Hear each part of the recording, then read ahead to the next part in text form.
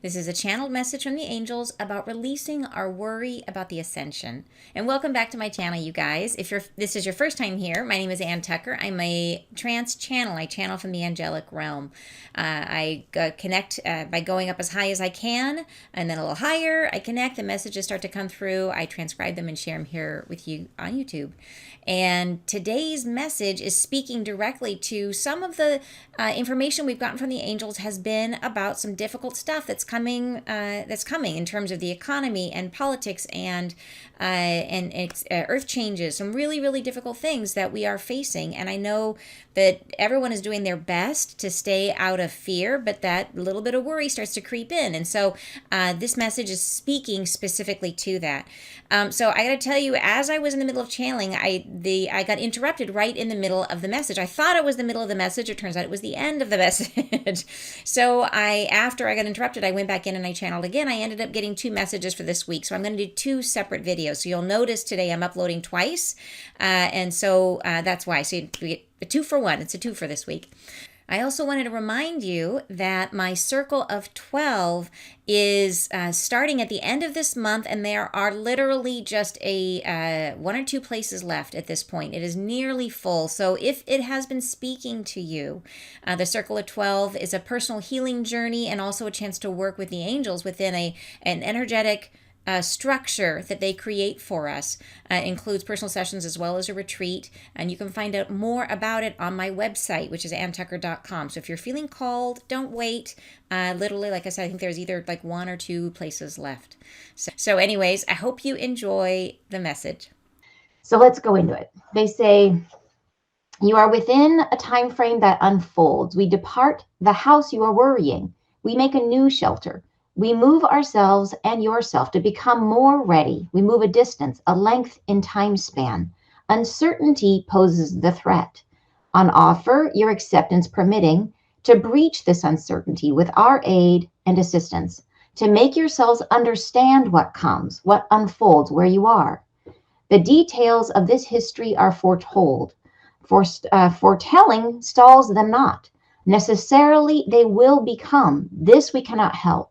But understand your being is now within the frame of this time passing and rises within the turmoil that starts around yourselves.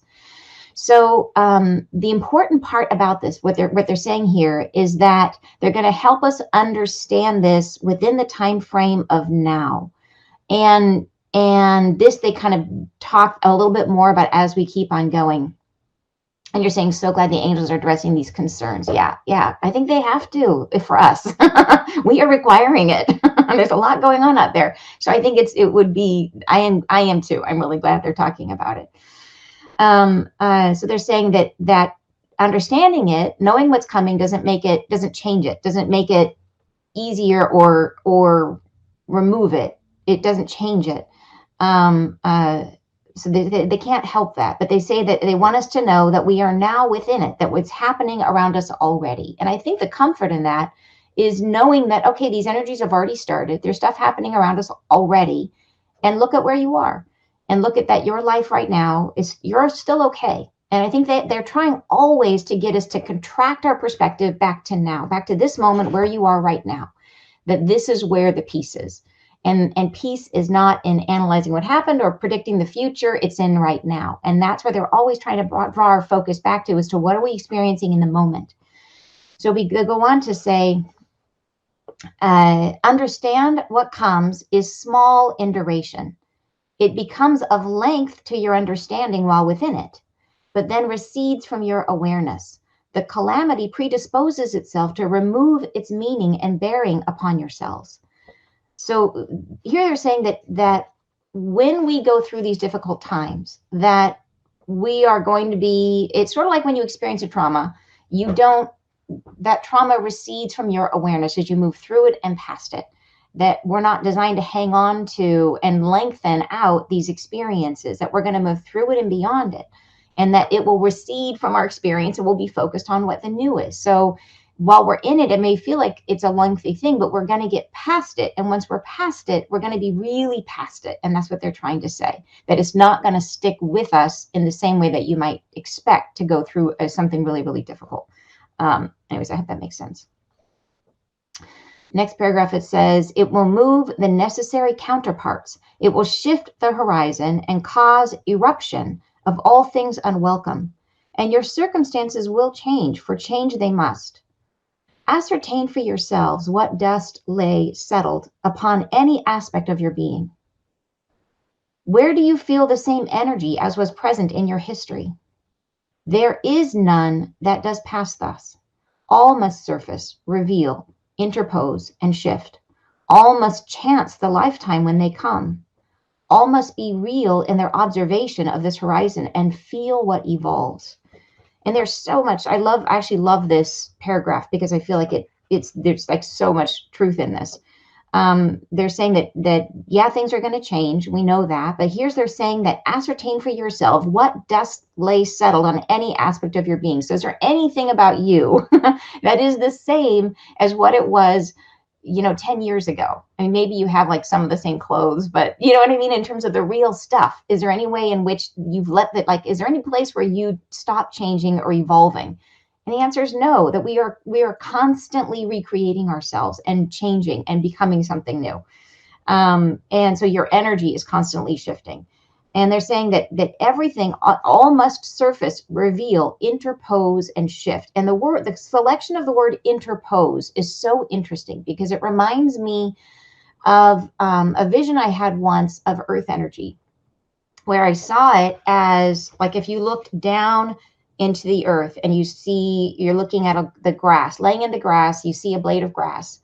And then if you go smaller and smaller and smaller and start to see it, the little bugs that are in there, and then you go deeper into the soil and you see the microorganisms, and you go deeper and deeper and deeper into the grass, and you start to see the earth energy as this sort of fractal thing that where it's constantly merging and evolving. If you've ever seen like the way a kaleidoscope moves and changes, how as you're sort of twisting the kaleidoscope, like the shape of one thing turns into the shape of the next thing, and everything is constantly evolving and becoming something else. And it sort of leaves this shape and it starts to become part of the next shape, right? Everything is constantly in transition.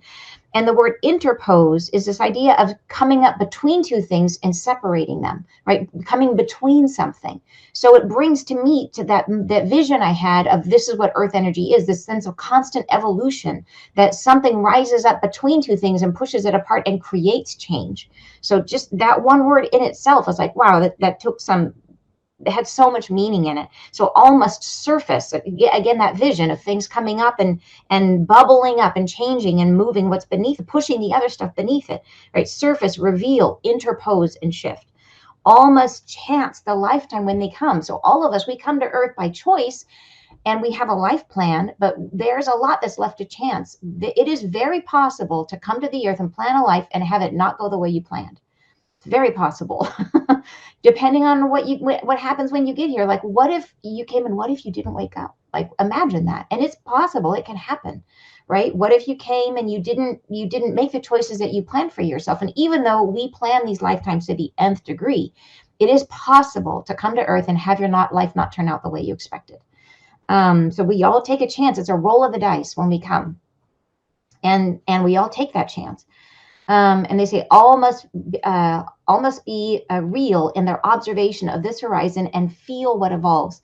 So all must be real in their observation. So not locked into our expectations, not locked into what we think it should be, but seeing it as it really is, living in this now moment with clear eyes, trying to see things as they are, right?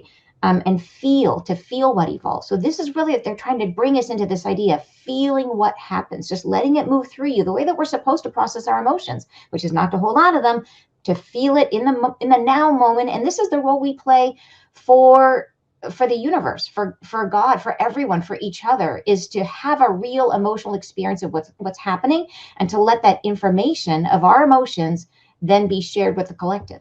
So they want us to be present, see what's on the horizon, be aware of it, experience it, let it move through us and move past it. And you're saying, Effie is saying, is it possible to ask the angels what are all the twos seeing everywhere, and particularly February 2nd, February 22, December 22nd coming up in my readings? Well, February 22nd, I think that is the date of the Pluto return in the United States. So that's a big one. That's a really big one. The other ones I can't speak to off the top of my head. You're saying this so much that needs to be cleaned up. Yeah. Yes.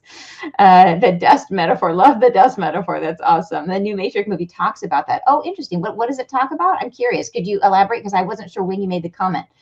The FE, I'm not sure, like I said, the 22nd, I know, I'm pretty sure that's the date of the Pluto return, a very significant day.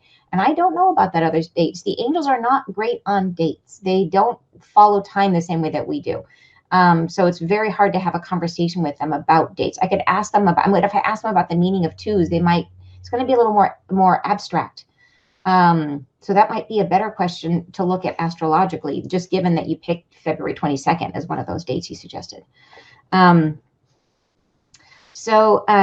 so this is what they're saying, that basically change is coming and we are built for change, and change is natural. And that's part of what we're doing here. The next paragraph, but for yourselves, we offer this, your feeling of uncertainty, unknowing. There is not the occurrence you can understand before it happens. There is not the chance or possibility to comprehend what has yet to become, for it waits beyond your comprehension. And this field you are evolving into is true in all ways for all things. Imagine where you are tomorrow, and it will likely be untrue. You cannot fathom the possibility of what is to march upon your reality. We feel it helpful, therefore, to reveal as much as is solidly possible to aid yourselves without fear, to invoke the truth of our knowing while revealing not all that passes. So this, I think they're trying to explain how they decide what to share, what's going to be of service. And I think this is a complex concept. What they're saying is that what evolves in the field you're evolving into, is true in all ways for all things. So think of reality. Imagine, as you're looking at reality, understand that we are sharing this reality with gazillions of beings, right? With everyone who's present in this reality. We all share this reality. And each of us has our truth in this reality. And for us to envision that reality containing the truths that are shared by all people, we would have to have the same capacity that the angels do, which is to see all things in all moments in all time at once. Like, they are able to do that. That's how they're built. But we are super not built that way. We're built in this linear fashion where we see things sequentially as they unfold over time. And we can't hold that perspective of seeing things from every perspective at once, shared, and see it like this sort of, when you look at yourself in the mirror, within the mirror behind you, and you see to infinity all these visions of you as you expand forever. Like, the angels can see that and understand all these different layers, and we can't. So for us to try to envision the future, it's always going to be a mismatch for what evolves. And they're saying that creates a comprehensive misunderstanding, that we can't possibly really get it until we're there. And so they're telling us, as much as they feel we can, that we can absorb without fear, that there could be certain things that they would share that once we're there, we get it more in its whole. But if we get a part of it, the part may make us fearful. So I hope that helps to explain that piece of it. So they're saying we reveal as much as is solidly possible to aid yourselves without fear, to invoke the truth of our knowledge while revealing not all that passes. So yeah, they aren't telling us everything. And I think we know that. They're telling us what we need to know to be safe and to be prepared, and to not put us in fear, to not reveal things that we wouldn't fully understand until we get there. And you're saying the Matrix movie discusses that you don't always get to choose what happens in this life, especially waking up. Yeah. Oh my gosh, really? Oh, wow. I can't wait to see that movie. Very cool. Okay, next paragraph.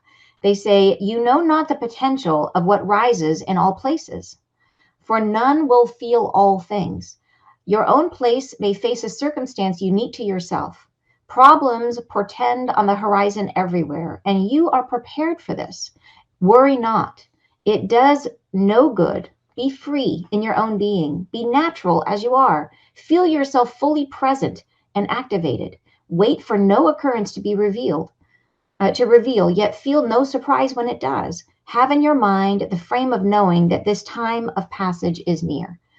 So so they're saying here that where you are, in other words, they've said before that not everything happens everywhere, that some things happen here and some things happen there. But as we're in a place of worry about everything we've heard, we worry about all of it. We worry about the earth rift, and we worry about the economy, and we worry about politics, and we worry about all this stuff. And they're saying, no, like, let it all be out there. It's all, yes, it is all on the horizon. It's all out there, but it's not all going to happen where you are. And so worrying about it is bringing all that stuff into your life, which doesn't need to be there. So they're saying and that we are prepared for this, that we're sort of bracing ourselves for this wave of crazy that's coming. And they're saying, worry not, it doesn't do any good. Be free in your own being. Remember that not everything happens everywhere, and that it's going to be a limited subset that happens where you are, that you're going to experience some piece of this. And feel yourself fully present and activated. So they're like, invest in your life. Act as though your life is continuing on, because there's going to be a lot of things about your life that are just going to continue on. So you need to be invested in your life and move through life as you would, as if you thought things were going to continue on as long as you could see. And they say, but when there is change, understand that this is what you were, that this was possible, right? Then they said, don't let it be shocking. Let it be something that you're prepared for. So it's trying to kind of find that balance for yourself, right? If that makes sense. They go on to say, prescient, let's see. Okay. Have in your mind the frame of knowing that this time of passage is near, prescient, and it will arrive.